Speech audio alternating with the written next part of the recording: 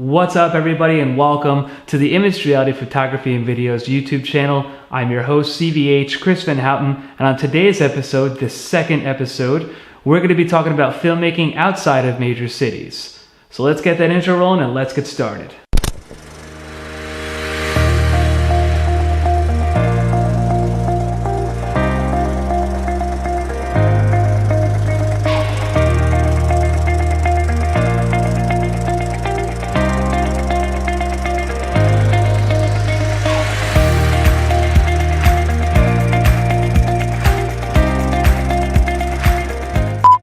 So as always, a little bit of background about myself. I am an hour and a half, maybe a little bit more depending on traffic, from New York City. I'm up in New Windsor / Newburgh area, and I take the train quite often, or I drive down to the city depending on the gig. A huge thing that has been very helpful being a filmmaker outside of the city is going to be social media. You can look up filmmaking on your social media platform like Facebook, Instagram, Twitter, and really find people who are also trying to get into the craft or have already been in the craft for a long time in the area, doing local commercials or music videos, documentaries, films, etc. I met a guy named Lawton on Facebook.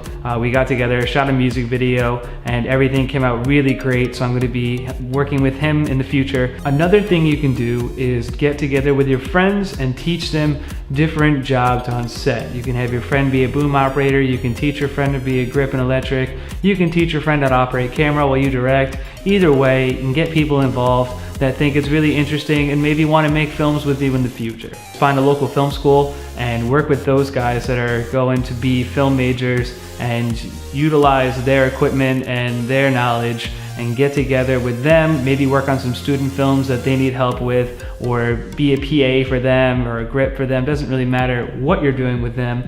They are the people who later become the local community again once they get out of film school. So you guys can work together and then put your names on each other's projects. Because I live so close to the city, I'm able to use public transportation and go down to the city quite often depending on the gig if it's worth it. If it's not paying me, it's not really all that worth it for me to go down there unless it's like a huge production that I can get a lot out of through networking. Mainly, I like to be able to add travel cost to my traveling. Obviously, you want to get paid for your travels. You don't want that really to cut into your rate depending on what your rate is. It could be as low as $125 for a 12-hour day. So really you're going to be paying a $30 round trip ticket. Just from where I am is $30 round trip.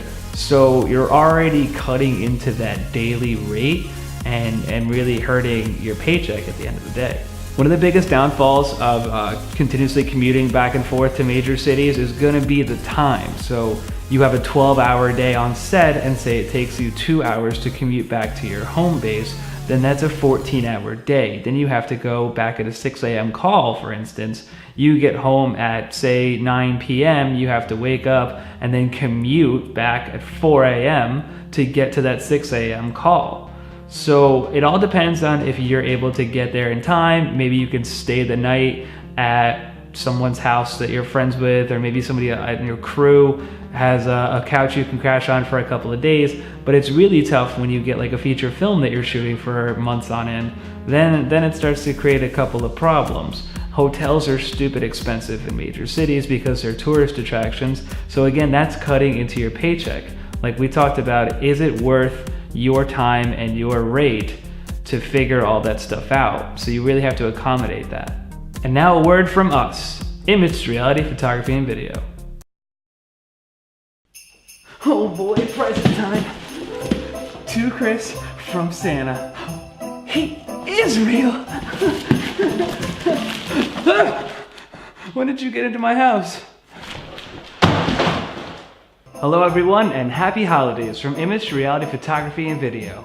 This holiday season, Image Reality is offering $100 photo shoots for 2-hour sessions with editing included in our package. If that's like a gift from me to you, okay? Merry Christmas. You should open that bad boy because I gave it to you as a gift, and it's about to be Christmas, so yeah, that's a good one.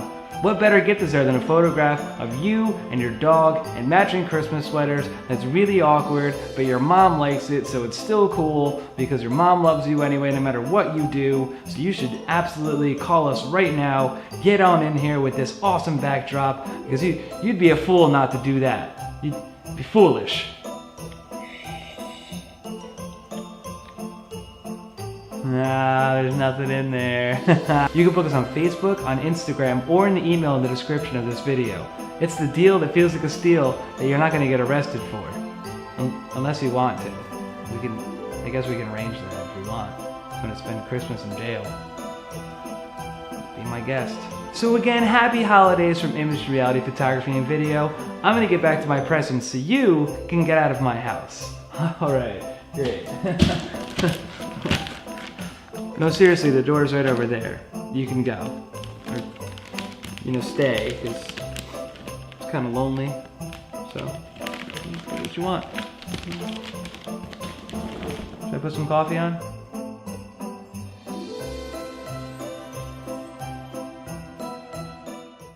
There is the method of one-man band filming. I highly, highly don't recommend doing that, though I have done it.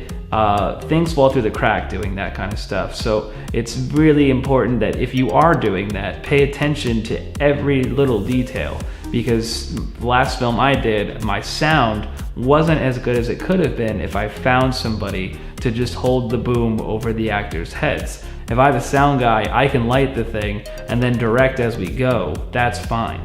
But you need good sound because audio is just as important as visuals when it comes to movies.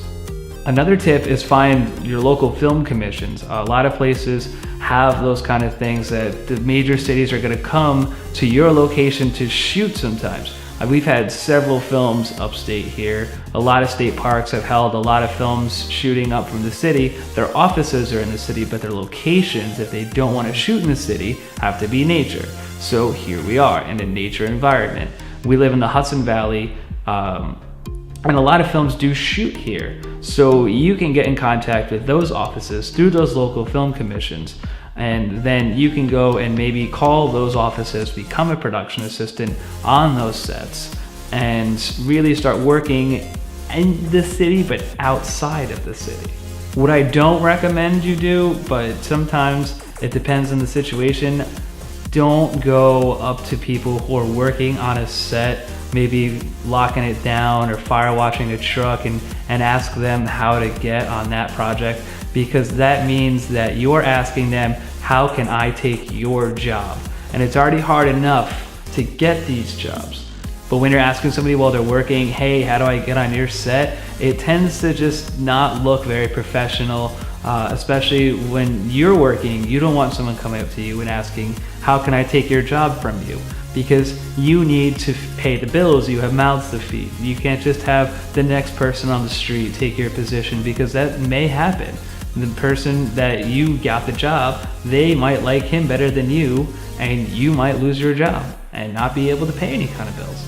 So I don't recommend it. Is it really a good thing to do? Not really, but if you have to do it, you have to do it. If you feel differently, go ahead, do that. If it works out, fantastic. That's what we're here for right now, is giving advice on filmmaking outside of major cities. And if that's the last resort and that's something you got to do to get a filmmaking gig outside of the city, go for it. All right, guys, that's all the time we have for today. If you have any questions, comments, you just want to say what's up, please put them in the comments below. I would love to answer some questions you guys have and put them on the next video. As always, be prepared for next episode. It's going to be a good one.